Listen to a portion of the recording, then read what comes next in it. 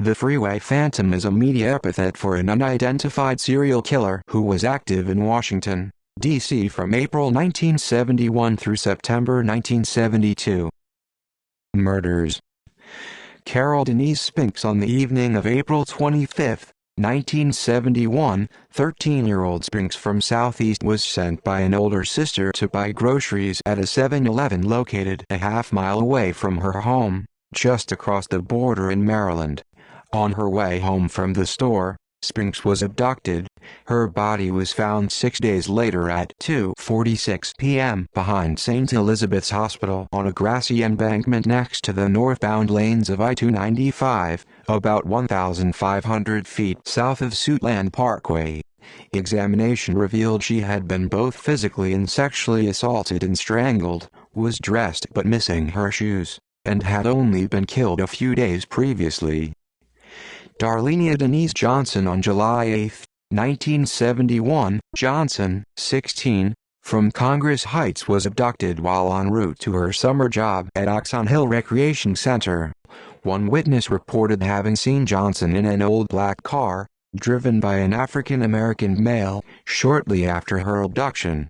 11 days later, her body was located only 15 feet, 5.5 meters from where Spinks had been found, even though police had been notified of the location of the corpse nearly a week earlier by an anonymous caller who had details only her killer could have known.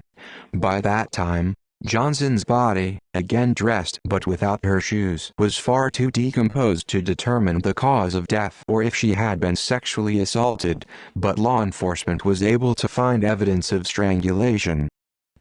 Brenda Faye Crockett. On July 27, 1971, 10-year-old Crockett from Northwest failed to return home after having been sent to the store by her mother. About 2 hours later, around 9:20 p.m., the Crockett's phone rang and was answered by her 7-year-old sister, who had waited at home while her family searched the neighborhood. Crockett was on the other line, crying, "A white man picked me up, and I'm heading home in a cab," Crockett told her sister, adding that she believed she was in Virginia before abruptly saying bye and hanging up. A short time later, the phone rang again and was this time answered by the boyfriend of Crockett's mother.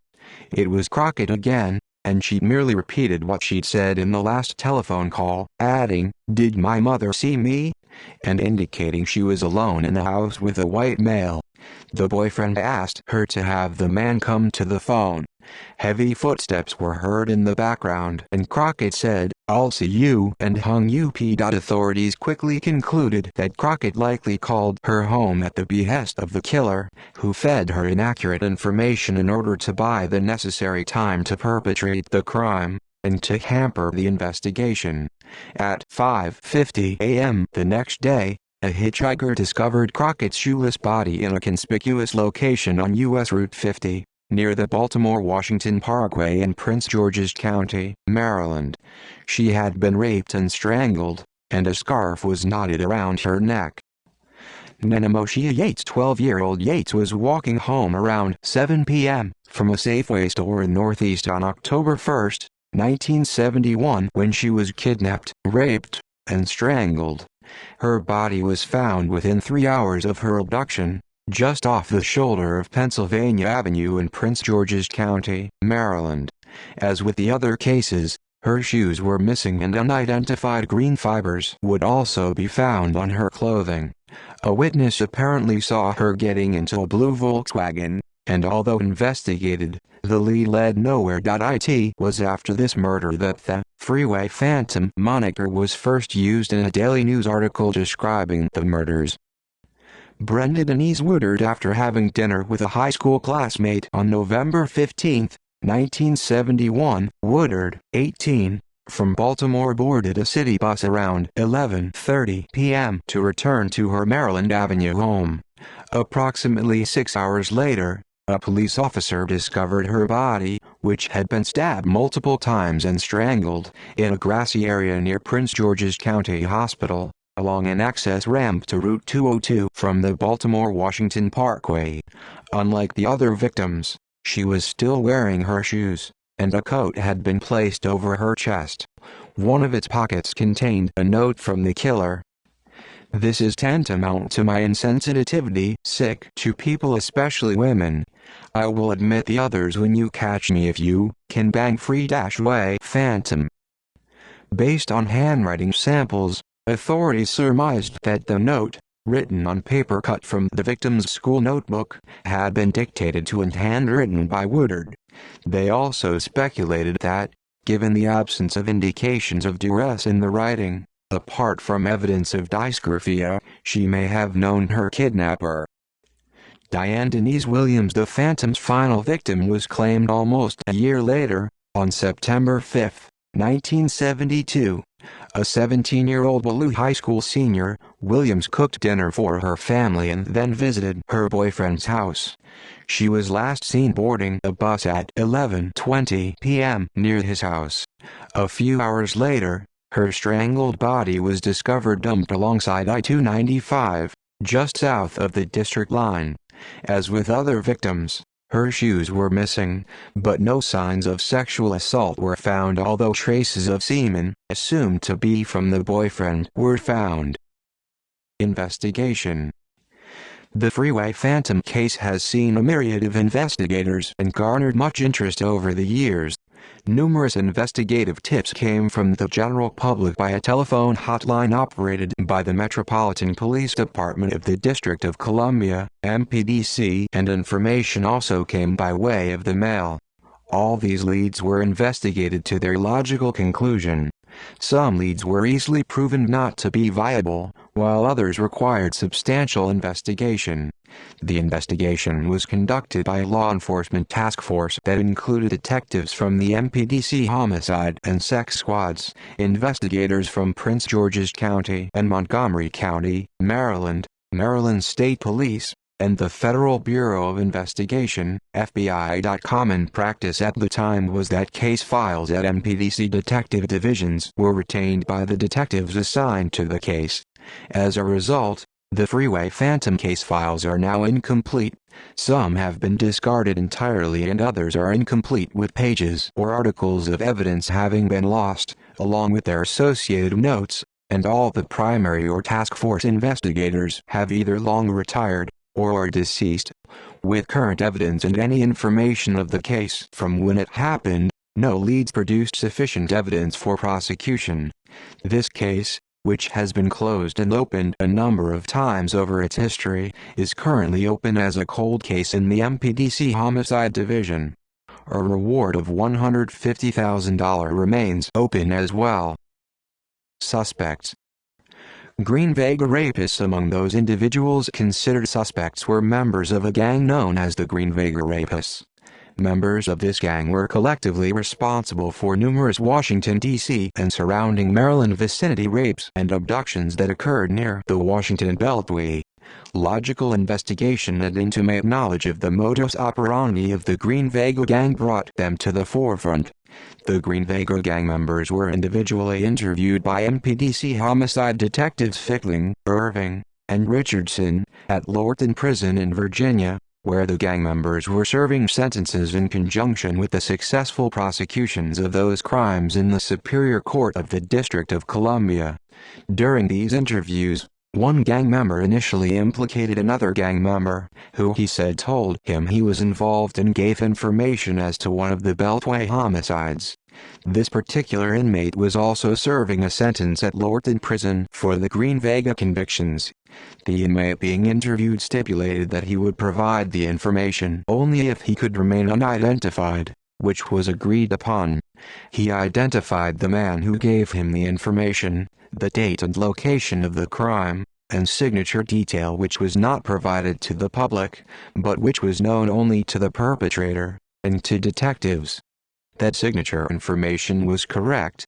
The inmate who provided the information said he was not involved in the homicide, and provided an alibi which was found to be verifiable. During this period, an election was being held in Maryland, and one of the candidates publicly announced to the press that a break had occurred in the Freeway Phantom investigation, and provided that an inmate at Lorton Prison had given the information. After that announcement, The inmate who provided the information declined any further interviews, and denied that he had ever provided any information. Edward Sullivan and Tommy Simmons. Sullivan and Simmons, two ex-cops, were arrested for the murder of Angela Denise Barnes. Barnes, 14, was at one point thought to be a victim of the serial killings. Authorities later determined that Barnes was not a victim of the Freeway Phantom and resumed their investigation on the murders. Robert Askins. In March 1977, a 58-year-old computer technician, Robert Elwood Askins, was charged with abducting and raping a 24-year-old woman inside his Washington, D.C. home. Homicide detective Lloyd Davis proceeded to question Askins and learned that he had been charged with murder on several previous occasions. On December 28, 1938, Askins, then a 19-year-old student and member of the science club at Minor Teachers College, served cyanide-laced whiskey to 5 prostitutes at a brothel, resulting in the death of 31-year-old Ruth MacDonald. On December 30, only 2 days later, he stabbed to death another prostitute, 26-year-old Elizabeth Johnson, at the same location. Upon his arrest, Askins declared to police that he was a woman hater and was placed under mental observation at Washington, D.C.'s Gallinger Hospital. While there, he broke free of his restraints and assaulted 3 orderlies with a chair before being subdued. During his trial, it was revealed that he'd been a police informant, aiding law enforcement in the arrests of prostitutes. In April 1939, Askins was found criminally insane and committed to St. Elizabeth's Hospital. 5 months after being released in April 1952, Askins strangled 42-year-old Laura Cook to death. He was indicted for this murder in 1954, accused of several other assaults of similar circumstance, and retried for the 1938 murder, it having been determined that he was indeed sane upon committing the act. Despite claiming he'd intended the cyanide for himself, planning suicide, he was convicted of second-degree murder and sentenced to 20 years to life. This conviction was overturned in 1958. After the 1978 rape charge, Askins' home was searched by police in connection with the Freeway Phantom murders. Court documents were found in a desk drawer in which a judge had used the word tantamount, an uncommon word that had appeared in the note dictated by the killer of Brenda Woodward. Furthermore, colleagues at the National Science Foundation where Askins was employed reported that tantamount was a word that frequently cropped up in his speech. A search warrant was eventually obtained, and investigators dug through Askins' backyard. No physical evidence was obtained and Askins was not charged in connection with the Freeway Phantom killings. Askins, who died at the Federal Correctional Institution in Cumberland, Maryland on April 30, 2010 at the age of 91, remained in prison for 2 D.C. area abductions and rapes in the mid-70s, and had been contacted by both Davis and press regarding the Freeway Phantom slayings. He denied any role in them, adding that he did not have the depravity of mind required to commit any of the crimes. See also List of fugitives from justice who disappeared. List of serial killers in the United States. References. External links: Cold Case, Freeway Phantom, wooza9.com, the 9th of May 2008. Archive from the original on September 8, 2009.